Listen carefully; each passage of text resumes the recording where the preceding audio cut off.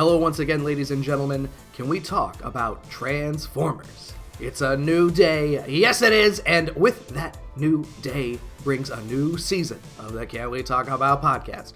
We are swatatting at all 49 of these 49 of these episodes, but there's no better place to start than the beginning. As they say, Kristen, a long journey begins with a single step, and we are stepping directly into the second season of that series that is Might and Metal, the heavy machinery that is actual 80s cartoon classic, The Transformers.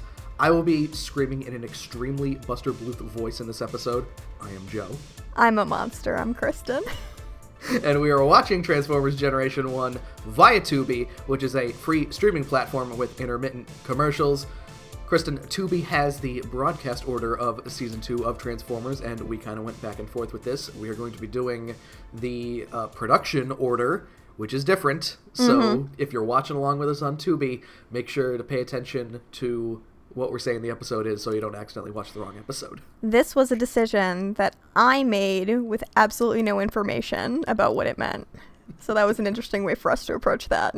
And Kristen, in our interim, have you been watching anything fun across the various streaming platforms on this vast internet of ours? Joe, in the past 6 days, I have played 80 hours of Stardew Valley. Okay, so that's a little more... I don't think I've played 80 hours of anything in the last 10 years, so... I got very close to a similar sort of situation when Persona 5 came out. I just, I sit and I go and I do not stop. I was telling you it harkens back to my ye old Harvest Moon days, where I would just stay up until 3 a.m. playing Harvest Moon. It is a very Harvest Moon-y kind of game, from what I remember. Yes, it is. I started trying to play it during college and didn't get very deep in it. I think I didn't like kind of the control scheme, but remapping it on my laptop into kind of something that I could work with, oh man, I did so much farming. Kristen, I wish something could grip me like that, because I've just been browsing the internet doing nothing with Star Wars The Clone Wars on my other screen. How's that going? It's a nice series. Like, I dismissed it when it came out in the, the mid-2000s or whenever it was, but it's nice. It's a nice little series that's got fun little expanding things to the inscrutable prequel trilogy. Yeah, that's why I was a little bit skeptic, if you don't mind me saying. That might have been it. It had a big hill to climb, but Anakin is not a whiny, stupid asshole. He's relatable. And you start to see those qualities where when Obi-Wan says, and he was a good friend, in episode 4, you understand, oh, they are friends! Oh! So I'm assuming he doesn't say as much, horrible, dramatic, dumb bullshit. I killed them. Not just the men, but the women, the children. He doesn't do any of that, no. Yeah, I haven't seen any of the Star Wars prequel movies, but I have to assume that impression was spot on. Including my voice sinking into my throat at the end of it. Yeah, absolutely. This week, Kristen, we have an episode that I completely misread, because at the end of the Chip Tacky Bro, I was like, yeah, Spike's gonna get an exosuit, and it'll be really cool. He doesn't love it! It actually turns out that this is an episode about body horror and why man should not play God. See, we weren't going to get to this until we actually started talking about the episode, but I did want to submit SOS Body Horror as the name of the episode. It is written by Donald F. Glut, so it does get the SOS treatment. Yeah. So, Autobot Spike is the episode, and strap it on, people, because whoop!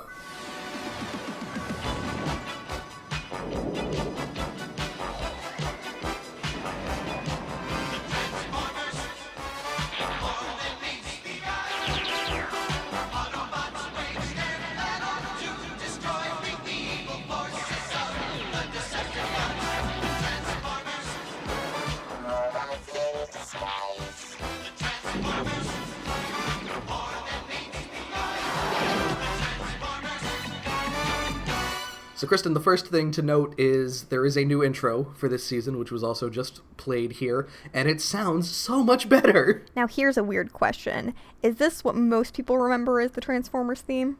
No! No? Is it the first one? I'm pretty sure the first one is the more popular of the 3 versions of the theme. Because I definitely feel like I remember the first one best, and, in no small part because we just watched all of the first season. But yeah, this sounds way different, way better. The animation is actually fine. You get a lot of shots of people that we have not seen yet and will not see Like, you're going to look at Omega Supreme at the beginning of every episode and be like, who's that guy? And we're not going to know for probably about a year. I didn't notice at all. I did see the Insecticons multiple times, and I was like, get out of here.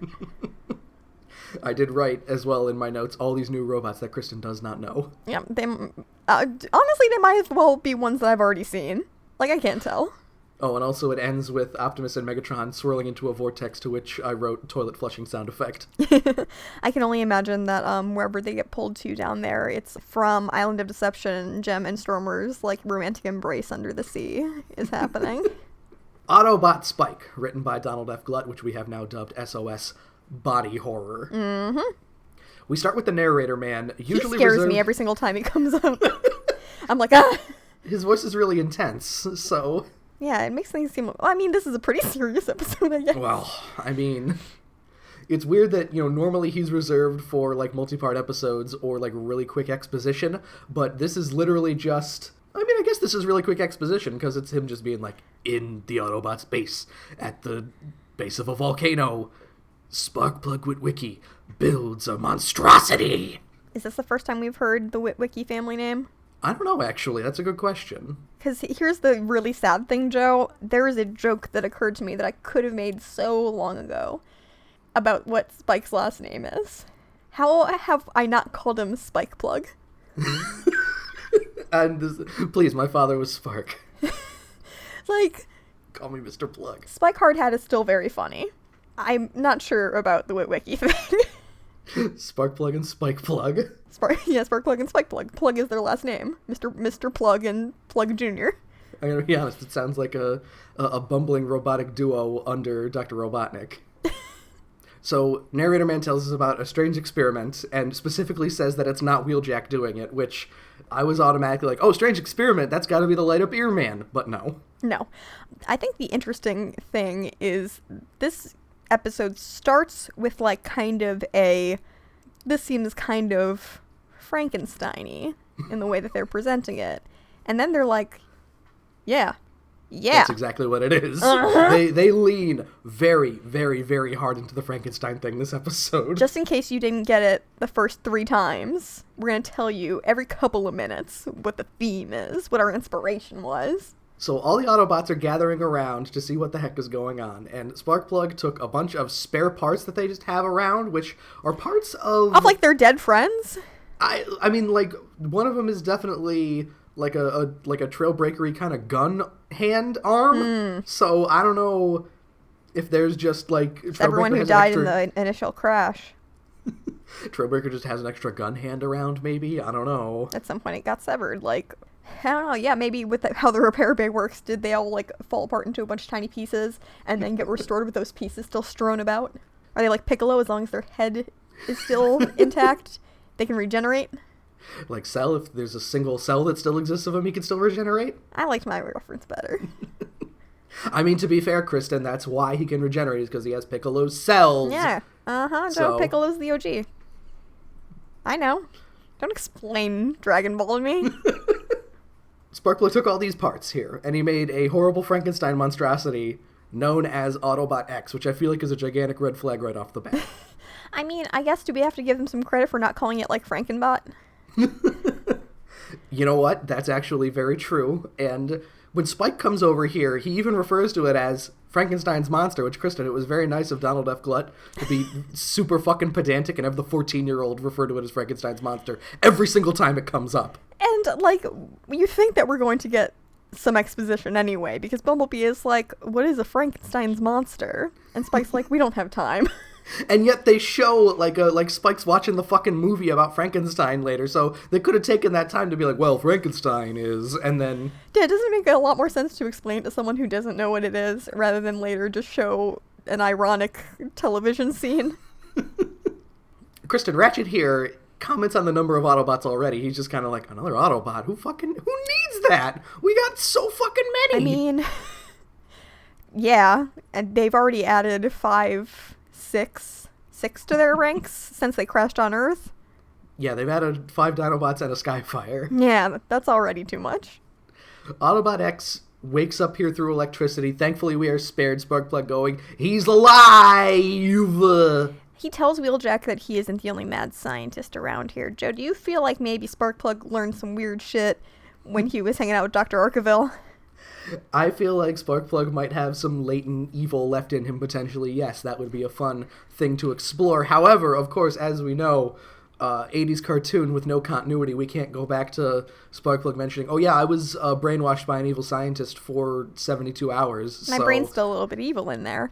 Fucked me up. Joe, I definitely had like a weird half dream that we were starting up the podcast again, and I was watching whatever the first episode was, and I got furious because the first thing that I remember seeing was Dr. Arkeville's dumb head on even more robot parts of a body. And I was like, I thought this guy was gone. What a nightmare, Kristen. Jeez, is that the worst case scenario for a Transformers episode, just seeing a more robot-y Dr. Arkeville? Nothing can be worse than Starscream eventually leaving. So Autobot X wakes up and he can't control it. Autobot X is a murder machine, and he's on like a medical slab too. I wrote, Kristen, that this feels very much like SOS Dinobots already. Like, this is almost literally the same thing of he starts going crazy, the Autobots are like, oh, we gotta stop him, and then some Autobots start getting their shit pushed in. I guess the main difference is that Sparkplug didn't create a monster that could not be killed. Take notes, Wheeljack. It took a little bit of effort for them to stop it. Trailbreaker needed to use his force field, which looks like brainwaves coming out of him for some reason. I thought that was an attack that was hitting him. I got really confused. Oh man, concentric circles. No, that's just the 9th way that Trailbreaker can use his force field, I guess. Whatever. Spike once again refers to Autobot X as Frankenstein's monster once it gets subdued here, and Sparkplug is like, okay, let's stick this guy in the closet next to the Dinobots, we'll perfect the design, go back to the drawing board, this is just a misstep, we're trending in the right direction. For some reason, I think now they start to puzzle out the fact that, okay, something about its mind made it, like, confused and angry. Could it be the fact that it's a monster? Yes, once we get to the body horror part of the episode, almost every character is like, no, it's a side effect of the mind transference process. Like, no, wait, no, he was a violent murder monster before that, though. Yeah, I don't know if they're trying to say those Autobot parts were also just kind of a little bit evil. I have a lot of questions this episode that I know don't have answers, but there's a lot of, what, why? Are you saying, Kristen, that Autobot X is kind of like the werecar from Futurama, made of the most evil car parts? I guess that's assuming all of the bits of Transformers he's made of were dicks. Trailbreaker, always leaving Cheeto dust everywhere. Trailbreaker's gun arm! Covered in Cheeto dust.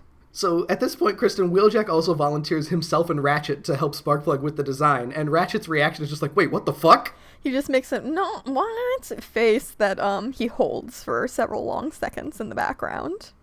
And Wheeljack takes this opportunity to start talking about something completely different, where he's just like, so I was thinking maybe we could move the consciousness of an Autobot when he's damaged, and we could put him in the mind of Autobot X, maybe, and do that. That might be pretty cool. And it goes on for so long that Ratchet, like, the camera pans over to some more Autobots, and Ratchet turns to them and shrugs like, what the fuck is he talking about?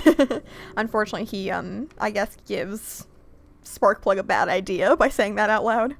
And Kristen, Optimus, stupid-ass, dumbass Optimus is just like, you know what, Wheeljack, that sounds like a great idea. He emotes so much more than usual in this episode, and, like, all of it is inappropriate and stupid. Teletran 1 starts going off here, giving them the blue laze alert as the Decepticons are hanging out at a new Air Force rocket base / dam. What Optimus says is, like, the only reason Teletran beeps that fast is Decepticons. And I was like, oh, it's, okay. So Optimus orders the Transform and roll out, brings Ratchet, Ironhide, Brawn, Prowl, Windcharger, doesn't really much matter. He says their names, so that was nice of him. A military man is giving a speech to photographers when the Decepticons arrive here, and he is very angry, just like, what, those Decepticons are going to interfere with the launching of the rockets? He and several army men all just pull guns on the Decepticons. They don't shoot them, but they have them. Megatron basically assumes that there's a bunch of energy here because, in his logic, it takes a lot of energy to launch rockets. I guess it tracks maybe you need a bunch of energy to fly Transformer ships. Optimus does tell us later that it's, like, cute how primitive the human ships are, though. He makes such a snide comment about it later. Yeah. Like, total, like, side of the mouth plate, like, fucking really impressive. Isn't that so cute? Megatron wants things to move as quickly as possible here as well before any petty annoyances show up. And Kristen... The Autobots self-burn. They're like, you mean us. Petty annoyances, huh, Megatron? I guess you must mean the Autobots. Yeah, I do. So we get a robot fight here. Some highlights include Starscream referring to Ironhide by name, which is weird. They used to date. Soundwave's sneaking up on Ratchet and Windcharger here and blasting them effortlessly. Mm-hmm. It looks like there's going to be real carnage for a little bit there. And then immediately a cartoon thing happens as Brawn comes in and kicks Soundwave in the dick so hard that he flies into a rocket. Brawn's small, right? I'm not crazy. But he's powerful. I guess so. He's got real good kicks. All the rockets start getting leveled as the battle continues, and Optimus is like, oh, fuck, oh, no. Hey, that was a nice change of pace, because I was like, oh, great job again, you guys. You ruined this rocket launch. Good thing there are no warheads on these rockets. Yeah, seriously. They're just sending them up into space for something stupid like science. In comes Bumblebee and Spike, navigating through a maze of fallen and broken rockets here, and Spike is even like, Bumblebee, should I be here? This doesn't seem safe. I mean, they finally pay for that in this episode. I doubt it's going to affect their long-term judgment very much, though. I don't believe they'll learn their lesson, no, because the first thing that happens is Megatron calls for the retreat of the Decepticons, and he says, as a distraction, he's gonna just cause a bit more damage, I guess, and if he could be this precise, why the fuck are they retreating? Because he transforms into a gun, and Soundwave shoots a Bumblebee, who tumble Bumblebees right onto his side. I almost am starting to appreciate that Megatron's plan is, let's try to do this damn plan usually, with as little resistance as possible. The second this starts to get hard, we're out of here. We'll try again later. I mean, to be fair, there are so many damn plans that they can launch that losing 9 out of 10 of them is not a problem. They're just kind of hoping that one of these days they'll carry out a plan while the Autobots are like on spring break. So Ratchet makes his way over to Bumblebee here and is just like, oh, I think I can fix you, Bumblebee. You'll be fine. But the more pressing matter is the dead child inside of him. Yeah, they unearth and Pieta Spike. So that's very beautiful. And then he gets stuffed into Ratchet's ass. And he says, I'm going to take Spike to the hospital. We are given absolutely no information about what's wrong with him. I assume all his bones are broken? He is not bleeding at all. No, it's all internal. That's where the blood's supposed to be. It's fine. It is just, like you said, he looks like a religious painting the way he is being held. He is... The Pieta is a sculpture, but, you know. Fuck it, whatever. I'm going to double check that. I don't remember my art history class, Kristen. I'm sorry. I barely do either. Yes, it is sculpture. And Prowl also is just like, and I'll be a police escort for this ambulance so we can get to the hospital faster, which you're not an actual police officer, Prowl. That's illegal. Yeah, he's impersonating an officer in order to save a child's life. Send him to jail. So, this doctor is like a fucking psychopath, right? Dr. Idiot over here is... Dr. Strange Ideas. Okay, so first of all, Spike's... I don't think this is how you speak to the family members of patients. Doing fucking long shot, you don't, like, ponder, I wonder if this would be possible, to the guy whose son is dying. Yeah. Who looks like he might do something desperate at any moment. So, alright, well, first of all, Spike's hospital room, his bed is directly in the middle of everything. There's no IV or anything like that. No roommate. He's got the suite. Very dramatic lighting. It's essentially like a play, like a hospital room in a play, pretty Just much. Center stage. The doctor goes, if only there were a way we could separate his mind from his body. Question, why would that help? Like, are they out of anesthetics of every single kind? So it would be, like, horribly painful? Would something happen where Spike's mind would notice, hey, wait a minute, my heart's not supposed to be like that, and then die during the operation? Are we supposed to assume that leaving him as he was would be less traumatic than the body horror robot thing that happens? And Kristen, stupid genius Sparkplug, looks at Dr. Idiot here and is just like, you know what, Doc? I think there might be a way. See, what he elaborates on that point saying is, even if it's 1 in a billion, I gotta try and help my son. Which is a very nice sentiment, of course. Of course. But what if it went wrong? It does go wrong, Kristen. Well, what if it went worse? True. It's still not good. What if Spike was a murder monster and stayed a murder monster forever or died? What if Decepticon Spike, like... None of this is good. It doesn't turn out okay. Sparkplug, you fucking madman. Ba-na-na-na. We see Ratchet working on Bumblebee's ass here as Optimus Right in public in front of everyone, too. Well, yes, the brain transference device or whatever the fuck. Optimus is watching this happen on the monitor of Teletran 1 as we see that Wheeljack has built this device to transfer the mind of near comatose to death Spike into Autobot X. And this just, like, nobody thought this was a bad idea, I guess. I like now, with the knowledge of them getting switched back later, and there just being cords going from their headsets directly to the machinery. How long were those dang cords that were at the hospital? The mind transference goes off here, and Sparkplug is so dramatic, like, Spike! Spike, my son! Spike, do you know me? And Autobot X channels his inner Grimlock, and he's like, me, Spike? No! Bleh. At first I really thought what was happening is Autobot X's brain was still kind of also in there, and he's like, what the fuck do you mean I'm Spike? That's a human kid.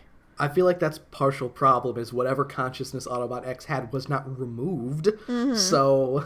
What about that guy? Is he okay? Segment 1 ends with Sparkplug once again so dramatic, Spike, my son, what have we done to you? Yeah, Autobot X Spike starts just smashing stuff up because he's confused and upset. I've been there. We've all been there. Start of segment 2, exactly that is happening while Spike is going, why did you do this to me? Why? So he's like hulking out.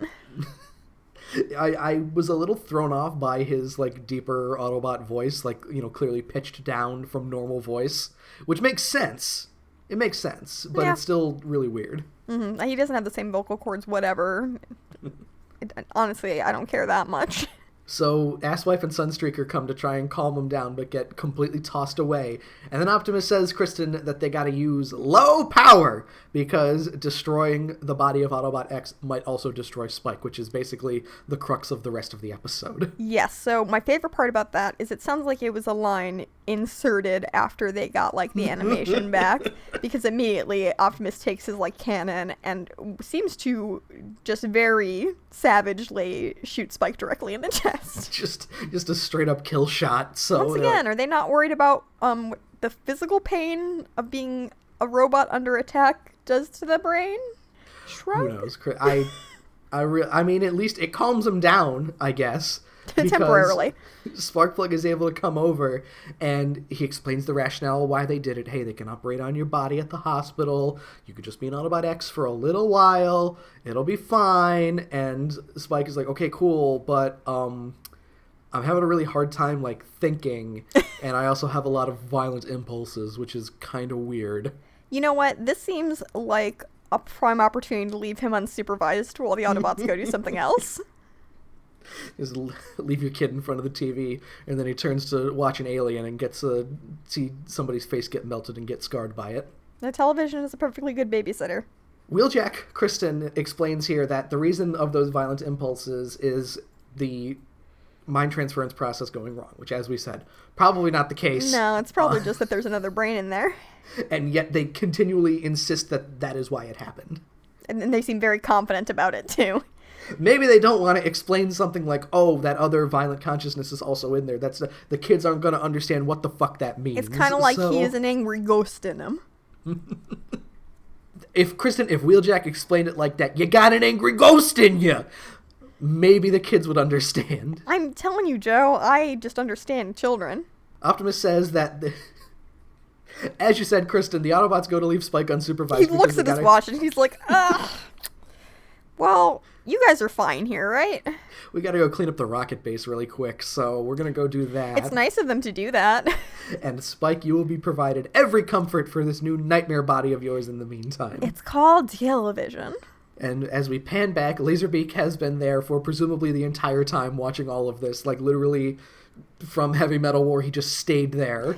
And he made a little nest in the Autobot base that he can roost in.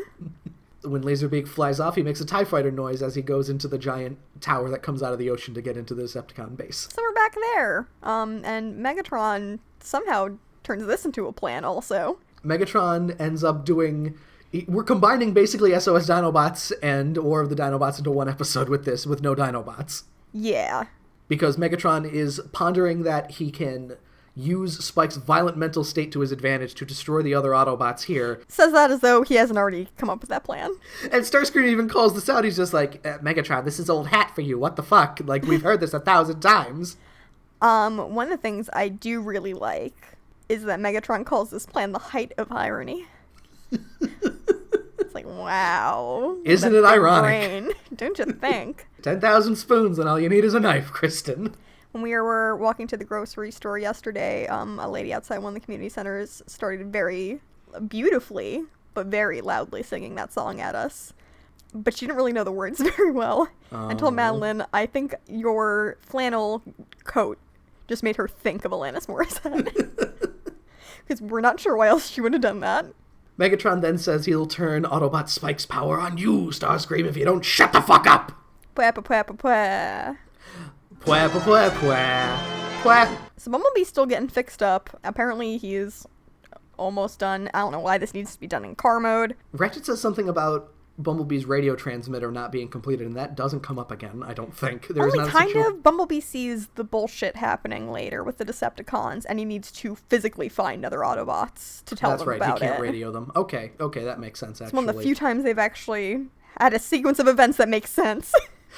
You see, I just thought that the Autobots didn't have a radio in them and Bumblebee had to go physically tell them instead of calling them. Weird, it's almost like it's not very consistent. So Spike is sat in a chair in front of Teletran 1 here, and he thanks Wheeljack for basically hooking it up to the TV.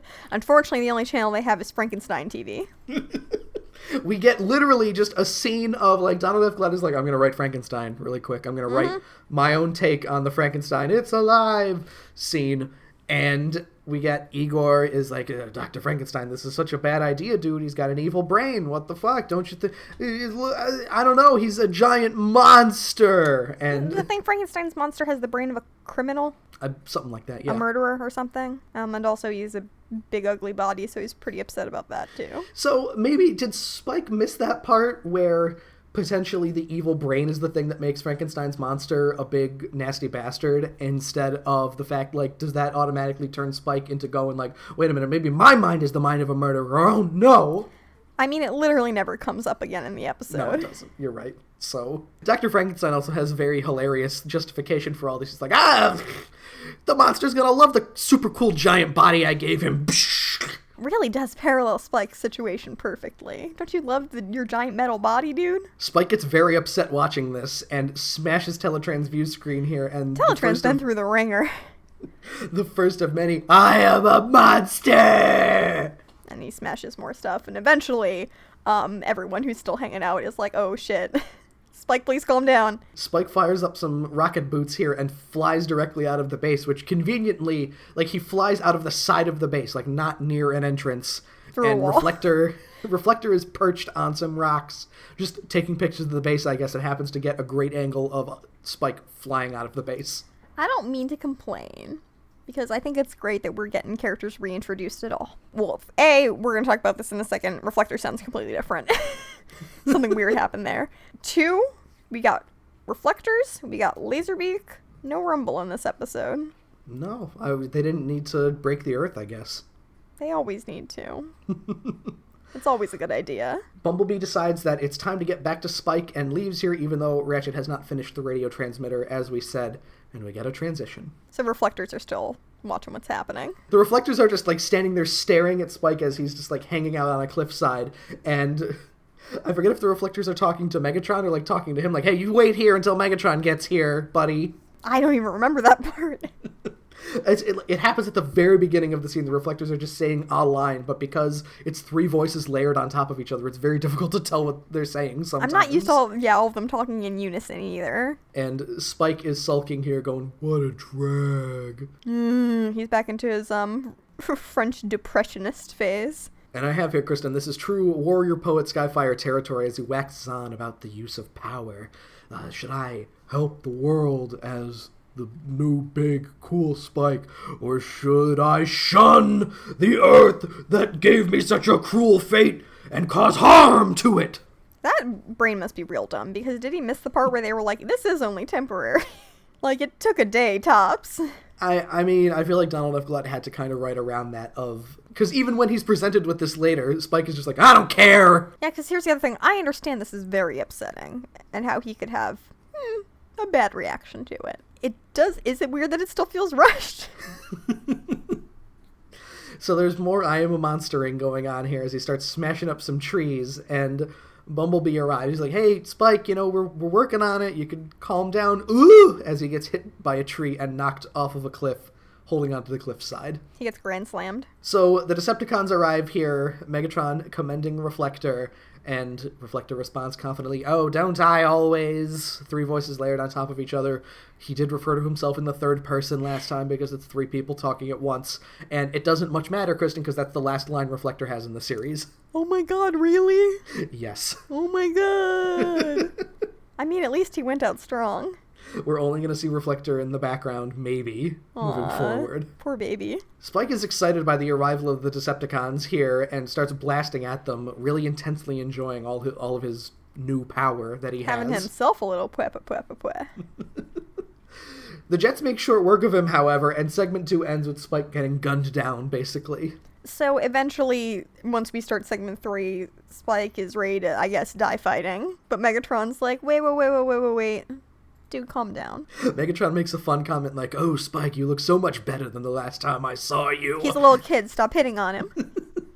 And then Spike calls him Mega Crumb, which I don't think is the first time that's happened, which does not make sense to me. I was wondering if that insult was a result of his very stupid brain also. I'm fairly certain somebody referred to Megatron as Mega Crumb previously. It's not my favorite. I've become a monster like you! Megatron's like, I'm not a monster, I just do what I want to do, and that's nice. And hey, since I could do what I want, how about you and I do a little team up here? I'm using my free will to offer you a sweet-ass second-in-command position. How does that sound, baby? Ooh! See, and you know where I would have loved for this episode to go? Into Starscream and Soundwave being like, wait, what? I assume, like, the way that there was a reaction shot of Ratchet earlier, just pan over to Starscream was just like, wait, what? You're number what now? Bumblebee manages to pull himself up from the cliff here and starts driving off because, as we said, yes, as the revelation, Kristen, you told me that... I'm a genius. It's okay to say Exactly. No, you were much more perceptive at this than I am, and I wrote 10 pages of notes on this episode. And I watched it 3 hours ago. Spike is still confused here. Continuously, one of the things he says is, so hard to think. That's just me whenever I have dreams about going back to school. I'm just like, I don't know. But Autobot Spike here willingly becomes Decepticon Spike as he shakes Megatron's hand and says, we'll make them pay for what they did to me.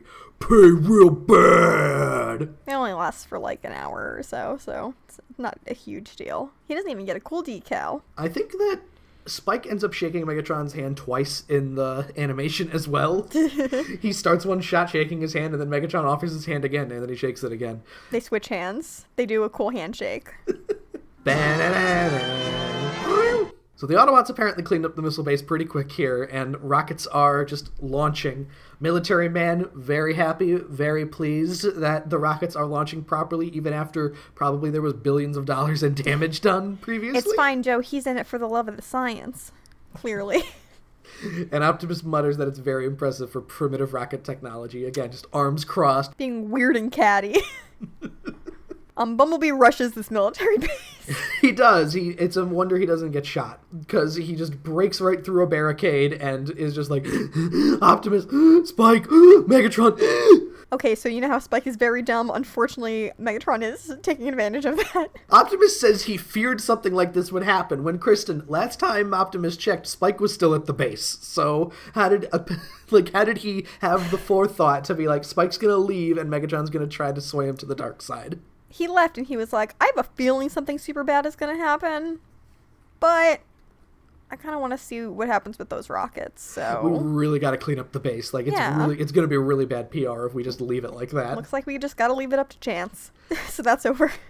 We have seen the animation of Optimus transforming like 4 times in this episode, Kristen. The same recycled animation, like back and forth of Optimus to truck and back again. Mm-hmm. So Spike confronts the Autobots here. Optimus tries to calm Spike down by saying you'll be back in your normal body soon enough, back where it belongs. So it doesn't matter, because now Spike's mind belongs in the monster because she is a monster. Because I am a monster! And he shoots Optimus directly into a rock here. He gets him back from earlier. Optimus is taking fire and continues pleading here. No, it's all a side effect of the mind transfer still. We really want you to believe that. This entire time he has a gun Megatron behind his back. Yeah, Spike reveals that he's carrying Megatron in gun form and blasts Optimus in the chest, which would probably kill most Autobots, and does in the movie. It's fine, don't worry about it. Brawn gets shot in the shoulder by Starscream holding Megatron, and he dies. I know, you've mentioned it before. I know, I'm just saying, like, a single shot of Megatron, we talked all about Joe, you're getting pedantic. I know, and Fire on the Mountain, he does not get shot by Megatron in gun form, and either way, whatever. Just directly to the chest. Yes. No worse for wear. Whatever, we get another robot fight here. This is when Megatron refers to Spike as Auto Spike.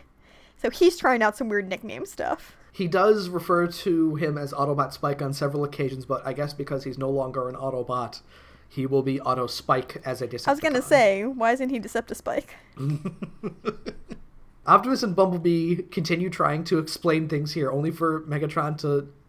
Like, it's a tug-of-war, basically. Like, no... It's like they're trying to make you do thinky thoughts. Don't think, just shoot. I'm doing all the thinking for you, dude. Don't worry about it. We get some good The Ultimate Doom family drama. Now Sparkplug knows what it feels like. Sparkplug arrives, and yeah, it does some more. Spike, my son! You're my son! Spike, my son! You're my son! Spike, my son! Spike. And Spike kind of, like, explodes Sparkplug a little bit and sends him careening off a cliff. He does. He shoots him right off of the, like, right at the ground at his feet here, and which sends him flying backward off the cliff, which is enough for him to be like, oh, wait, fuck, oh, no. Sparkplug's taking it pretty well. I don't think he makes a single noise. He just falls for a very long time, and Spike runs over, still holding Megatron, by the way. Megatron has not tried to stop Spike from catching his father, as his one arm turns into, like, a crane game arm, and manages to scoop Sparkplug up, which still, I would think, with all the momentum he gathered, he would still impact against hard metal, and probably die. Gwen Stacy. Megatron, at this point, after Sparkplug has been saved, starts coaxing Spike back into battle, and Spike is like, yeah, that's right. I can use Megatron to destroy these guys. And he starts firing at the Decepticons instead. Wow. Oh, he's back. Wow. Megatron, like, jumps out of his hand and transforms, and he's like, God damn it. Everyone leave. He lets him shoot a few, like, he tries to get a few good shots off on Starscream before he's like, okay, wait a minute, that's enough. Before it starts getting suspicious. Yeah, I mean, I like seeing him scream, but we can't kill all my friends. We have been betrayed. Retreat. And they do. Bye. Sparkplug thanks Spike for saving him, and Spike rightfully says, Dad, it was my fault that you were in that position in the first place, so, can you forgive me? Son, there's nothing to forgive. What does that mean? Was that... We got another non-apology acceptance. That doesn't make sense. That line has nothing to do with what Spike just said. No, I understand the sentiment, but I think a yes, of course would have been pretty good, too. So, Spike's normal body that was just filled with blood, the blood's all back where it's supposed to be, I guess. He's not just one giant bruise anymore. Yes, Spike's normal body seems okay, and Spike comments that it is weird looking at himself from the outside as the machine starts up, and... So for some reason, there's some weird late-game drama where Wheeljack is like, the machine's overloading, it can't take much more. What does that mean? Is Spike's brain too big? There's some red electric crackling, and it turns out everything's fine. Spike's head is where it needs to be. Yep, he gets up. Apparently the overloading, like, burned out the Mind Swapper device thing, and Wheeljack is all dejected about it, and Ratchet is just like, you know, Wheeljack, I could fix this, but I won't. They're not going to use the weird body horror thing anymore. Aww. And Bumblebee ends the episode by, like, putting his hand on Spike's face and being like, I wonder what it would be like if a robot mind was transferred into a human. And no one's even like, wouldn't that be a terrible idea after what we just saw? The episode's just over. The episode's just over. Like, no, I mean, sometimes I'm glad that there's no, like, extra lines so we don't get weird stuff at the end of the episodes, but I feel like that sort of deserves some kind of interaction or like some kind of response from Spike, like, oh, maybe we'll find out one of these days. But no, it doesn't. No, that doesn't happen. Mm-hmm. So the episode's over. That was Autobot Spike, Kristen, and a kind of weird episode altogether. Like I said, it was certainly not what I was expecting. Because I appreciate crazy episodes. I feel like this is a dance time sort of episode. I hope that this sets a kind of precedent, yes, where weirder shit is going to happen, that it's not all just, oh, we gotta stop the Decepticons doing a plan, and the spotlight is going to be on one guy. Yeah, we get some character-focused episodes. Spike wouldn't be my first choice to pick again, but, you know. We have a bigger pool to pick from, so hopefully we won't get stuck like we did with 10,000 Kimber episodes. I mean, well, Kristen, here's the other thing, is this Spike-focused episode focuses on a form of Spike that we're never going to see again. I mean, if I thought that would impact his behavior at all later in the series, I would say that was still development, but I know Absolutely. It probably won't. Right. We're not going to have a time where Spike is, like, he sees some battle and he starts getting really revved up by it, and he's just like, oh man, this must be from when I was in the mind of Autobot X. I'm kind of feeling I might need to go talk to somebody about this. Or even to be a little bit more cautious about how into the thick of the robot fights he gets. You'd think. You would think. Well, maybe before, when I was young and ignorant, I would. Not anymore. All they gotta do is have Spike just one episode be like, hey, Spike, we're going to the battle. Do you want to come? And Spike being like, it seems a little dangerous. I'm actually going to hang back because we've been down this road before. Or even like Sparkplug being like, no, Spike, you can't go with them this time. Like, yeah. Let's hold down the fort here. Neither Sparkplug nor Spike will learn their lesson, presumably. But oh, those wikis. We might end up with egg on our face. Who knows? It might happen. I doubt it. Now's the point in the evening where we'll list off all of the fun contact things, where you can find us. You can follow us on the Twitter machine at cwtapod. You can follow me at Octopus, which is AWKTAPUS. I changed my Twitter name. Sorry. You can now follow me at Marina Kazam. That is Marina_KAZAM. You can find us on the Apple Podcasts, on the SoundCloud, on the Stitcher Radio. Leave a rating, give a review, do whatever you feel like. You can also drop us a line, cwtapod@gmail.com, where you can tell us all about the distinction between Frankenstein and Frankenstein's monster, and if you are indeed a monster, if you proclaim that very often. While shaking your hook to the sky. And check out my new podcast solo project, ASMR Relationships, the podcast equivalent of listening to gossip that has nothing to do with you. You can find a link to it in the episode notes and follow it on Twitter at Reddit Gossip. I'd appreciate it if you give it a listen. I would love to get back into some new episodes of that soonish. I would say, should that be changed from your new podcast solo project? Because it's been a few months at this point. It's still fresh. It's still fresh, you're right. There's how many episodes? Less than 5? Next time, Kristen will be changing gears. Now again, the Transformers Wiki is what you should be using moving forward for episodes, so don't watch the Immobilizer by accident, and I'm directing the statement almost entirely at you, Kristen. Can you, remind me? For the Can We Talk About podcast, my name is Joe. I'm Kristen. And join us next time when we will change gears. The character, not actually shifting into something else. Thank God, I was worried it wouldn't be about the character, and that would have been fucking crazy. Checks in the mail.